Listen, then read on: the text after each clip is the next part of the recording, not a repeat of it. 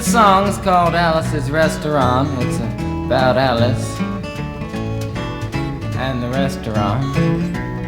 But Alice's Restaurant is not the name of the restaurant, that's just the name of the song.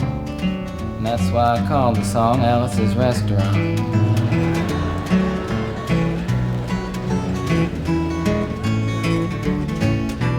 You can get anything you want at Alice's Restaurant. You can get anything you want at Alice's Restaurant.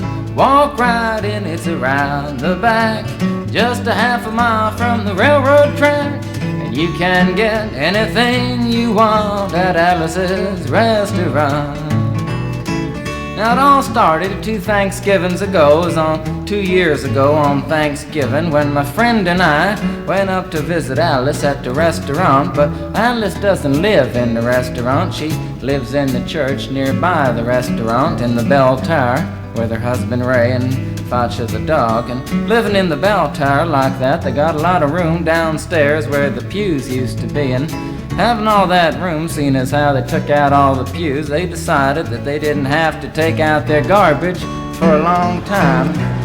We got up there, we found all the garbage in there, and we decided it'd be a friendly gesture for us to take the garbage down to the city dump. So we took the half a ton of garbage, put it in the back of a red VW microbus, took shovels and rakes and implements of destruction, and headed on toward the city dump. Well, we got there, and there's a big sign and a chain across the dump saying closed on Thanksgiving. And we had never heard of a dump closed on Thanksgiving before, and with tears in our eyes, we drove off into the sunset looking for another place to put the garbage. We didn't find one till we came to a side road, and off the side of the side road was another 15-foot cliff, and at the bottom of the cliff was another pile of garbage. And we decided that one big pile was better than 2 little piles, and rather than bring that one up, we decided to throw ours down. That's what we did. Drove back to the church, had a Thanksgiving dinner that couldn't be beat, went to sleep and didn't get up until the next morning when we got a phone call from Officer Obie.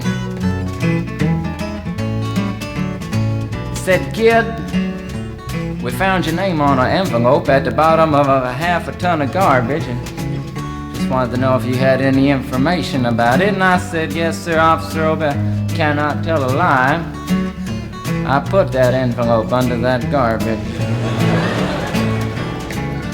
After speaking to Obie for about 45 minutes on the telephone, we finally arrived at the truth of the matter and said that we had to go down and pick up the garbage, and also had to go down and speak to him at the police officer station. So we got in the red VW microbus with the shovels and rakes and implements of destruction, headed on toward the police officer station. Now, friends, there was only 1 or 2 things that Obie could have done at the police station, and the first was that he could have given us a medal for being so brave and honest on the telephone, which wasn't very likely, and we didn't expect it. Another thing was that he could have bawled us out and told us never to be seen driving garbage around the vicinity again, which is what we expected. But when we got to the police officer station, there was a third possibility that we hadn't even counted upon, and we was both immediately arrested, handcuffed. And I said, "Obie, I don't think I can pick up the garbage with these handcuffs on."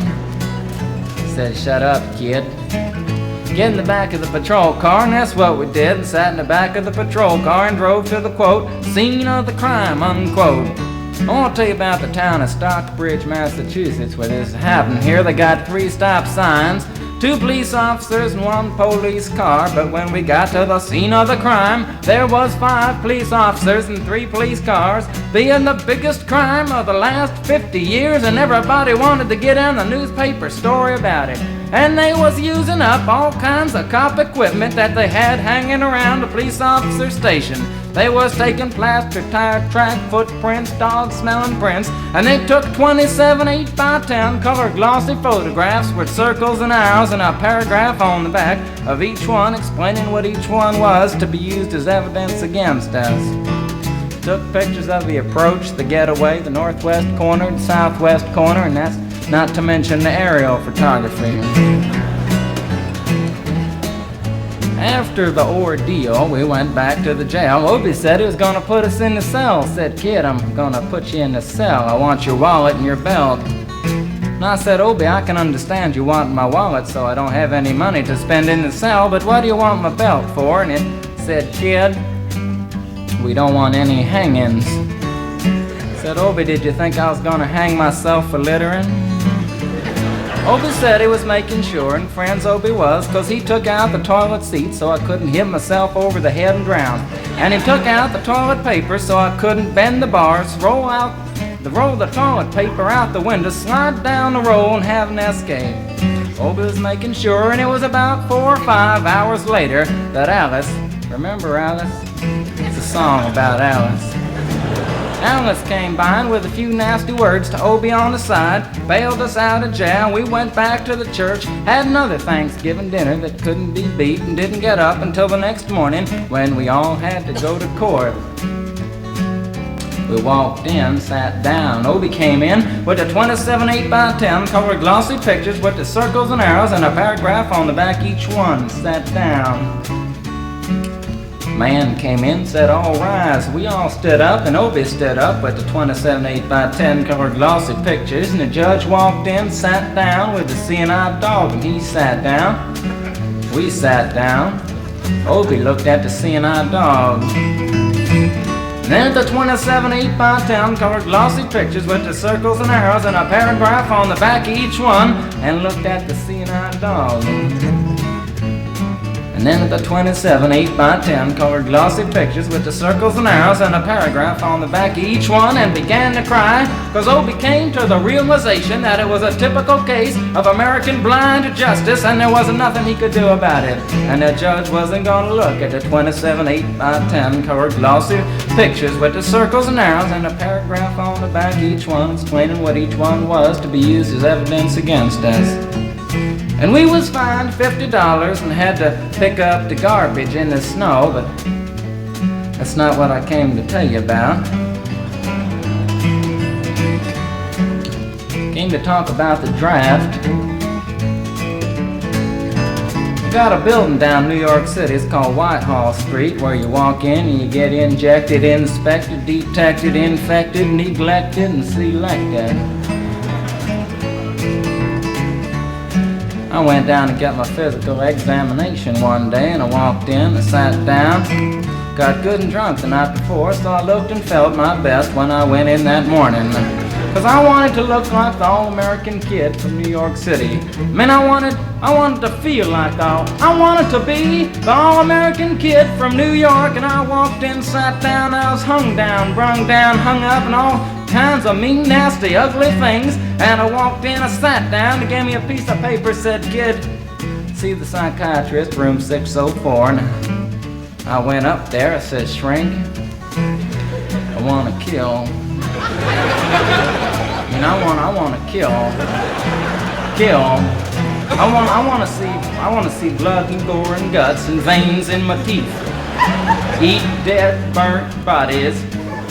I mean, kill. And I started jumping up and down, yelling, kill.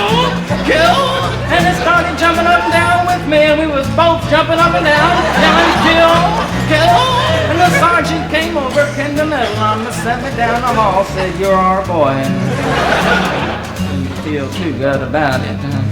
Proceeded on down the hall, getting more injections, inspections, detections, neglections, and all kinds of stuff that they was doing to me at the thing there. And I was there for 2 hours, 3 hours, 4 hours. I was there for a long time, going through all kinds of mean, nasty, ugly things, and I was just having a tough time there. And they was inspecting, injecting every single part of me, and they wasn't leaving no part untouched. Proceeded through, and when I finally came to see the very last man, I walked in, sat down after a whole big thing there, and I walked up and said, "What do you want?" He said, "Kid, we only got one question. Have you ever been arrested?" And I proceeded to tell him the story of Alice's restaurant, Massacree, with full orchestration and 5-part harmony and stuff like that, and then other phenomena. Stopped me right there and said, "Kid, did you ever go to court?" I proceeded to tell him the story of the 27 8x10 colored glossy pictures with the circles and arrows and a paragraph on the back of each one that stopped me right there and said, "Kid, I want you to go over and sit down on that bench that says Group W.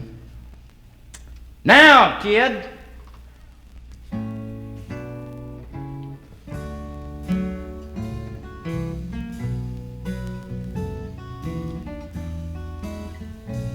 And I walked over to the bench there, and there's Group W is where they put you if you may not be moral enough to join the army after committing your special crime. And there was all kinds of mean, nasty, ugly-looking people on the bench there. As mother rapers, father stabbers, father rapers sitting right there on the bench next to me, and they was mean and nasty and ugly and horrible and crime-fighting guys was sitting there on the bench. And the meanest, ugliest, nastiest one, the meanest father raper of them all, was coming over to me, and he was mean and ugly and nasty and horrible and all kinds of things. And he sat down next to me and said, "Kid, what'd you get?" I said, "I didn't get nothing. I had to pay $50 and pick up the garbage." He said, "What were you arrested for, kid?" And I said, "Littering." And they all moved away from me on the bench there to carry eyeball and all kinds of mean, nasty things, till I said, "And creating a nuisance." And they all came back, shook my hand, and we had a great time on the bench talking about crime, mother stabbing, father raping, all kinds of groovy things that we was talking about on the bench.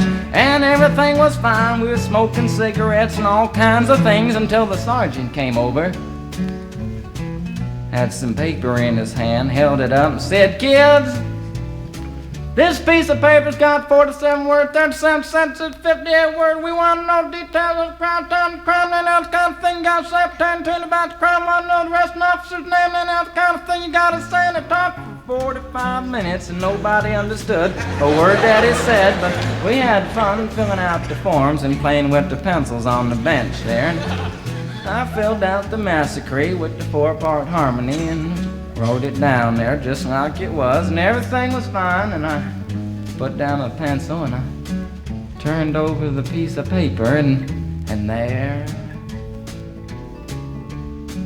on the other side, in the middle of the other side,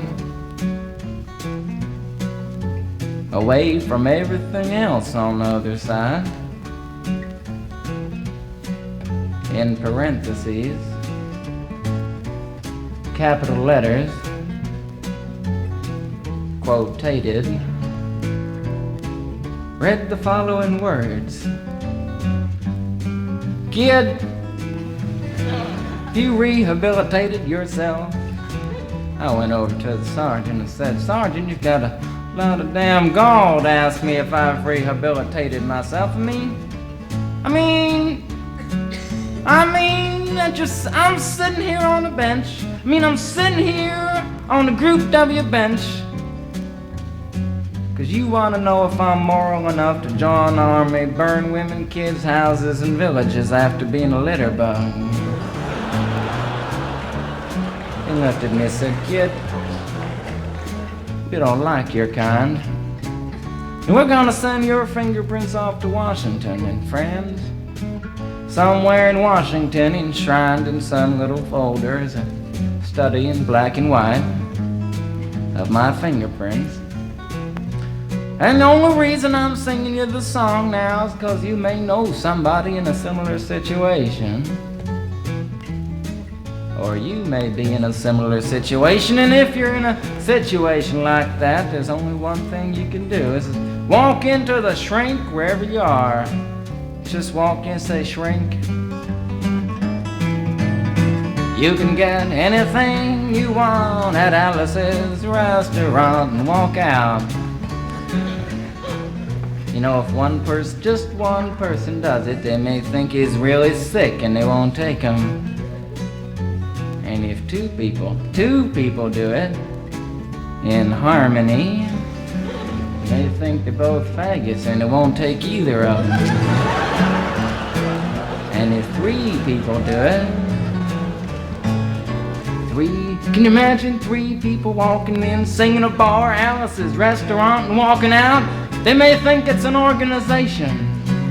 And can you imagine 50 people a day? I said 50 people a day walking in, singing a bar, Alice's restaurant, and walking out. And friends, they may think it's a movement.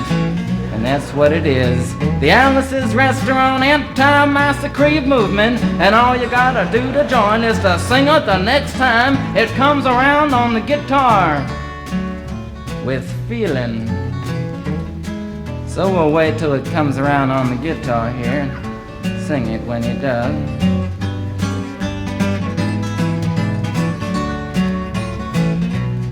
Here it comes. You can get anything you want at Alice's Restaurant. You can get anything you want at Alice's Restaurant. Walk right in, it's around the back, just a half a mile from the railroad track. And you can get anything you want at Alice's Restaurant. That was horrible. If you want to end war and stuff, you gotta sing loud. You could put a lot. I've been singing the song now for 25 minutes. I could sing it for another 25 minutes. I'm not proud or tired. So we'll wait till it comes around again, and this time with 4-part harmony and feeling. We're just waiting for it to come around is what we're doing.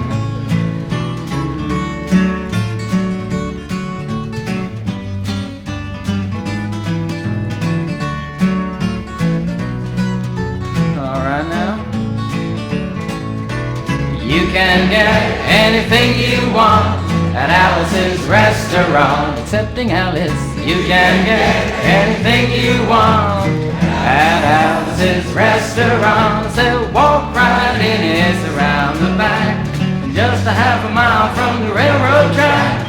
And you can get anything you want at Alice's Restaurant. Da da da da da da da. At Alice's